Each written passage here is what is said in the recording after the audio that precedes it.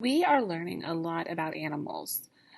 The next few weeks, we will continue to learn about animals and we'll continue to write about animals. So, our focus statement is animals are amazing. And the story that we're going to read today is about one specific animal called a giraffe. And I bet you all know what a giraffe looks like. So, I'm going to restart my story. This is a book all about giraffes, the topic of giraffes, and it's written by Kate Riggs. This book is a nonfiction book. It is not made up. It has true facts about giraffes. So our topic of our nonfiction book is giraffes with lots and lots of true details. Lots of things that we can learn about giraffes. This being a nonfiction book, a lot of times they have table of contents. Table of contents basically tells us where we could find maybe certain chapters or certain specific information. It tells us the name of these sections or the name of these chapters, and then it tells us what page they are on. So this is called our table of contents. And our story reads, "Hello, giraffes."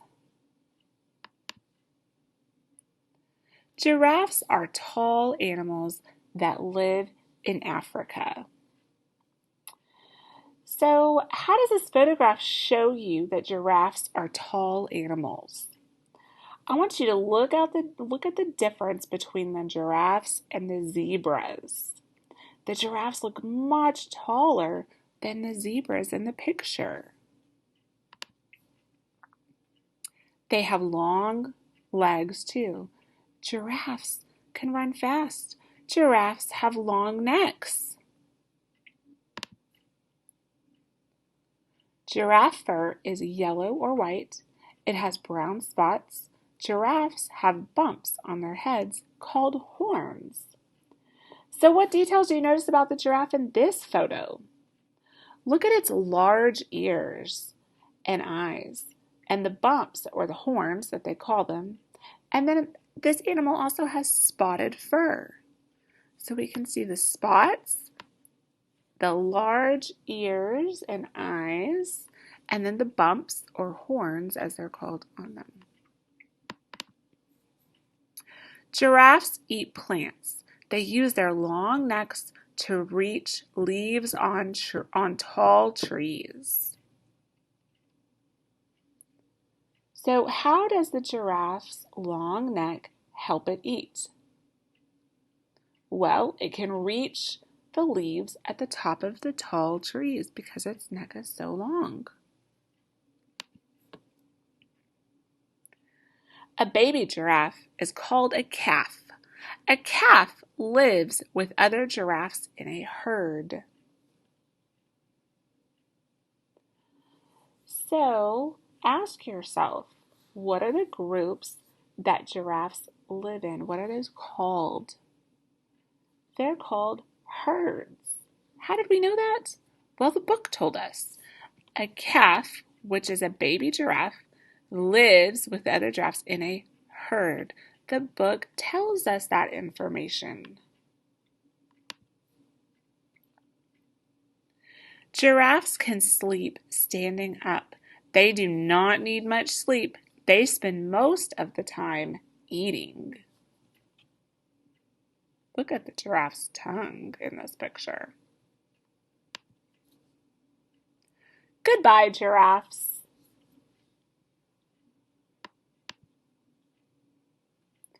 And then here's a picture of giraffes.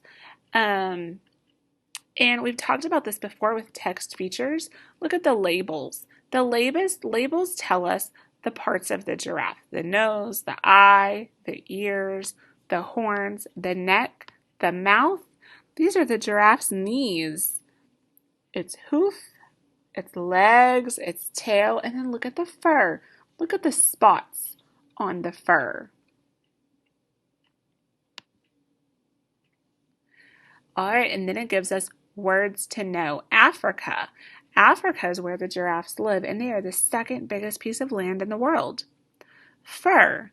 Fur is the short hair on an animal. And a herd. A herd is a large group of animals that live together.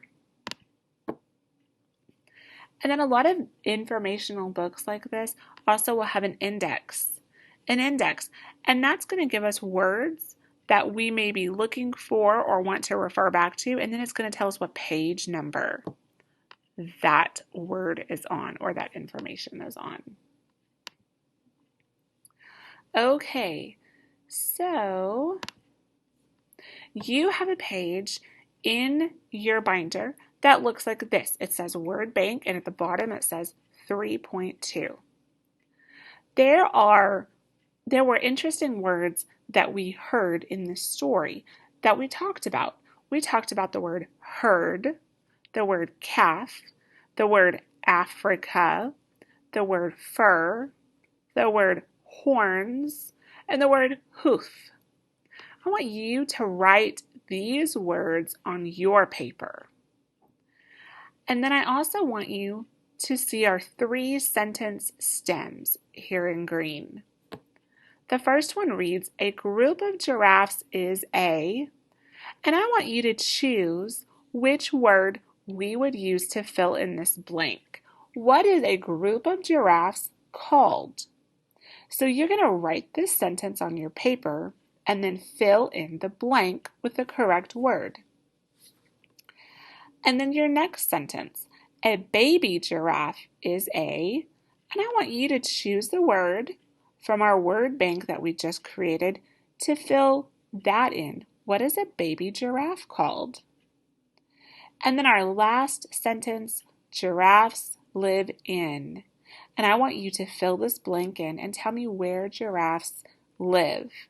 Remember that this is a sentence stem, and I want you to make sure you put a capital at the beginning of your sentence and a punctuation at the end. And you are going to do that on your piece of paper, the 3.2 that is in your binder. When you've done that, take a picture of your work and submit it to your Google Classroom assignment.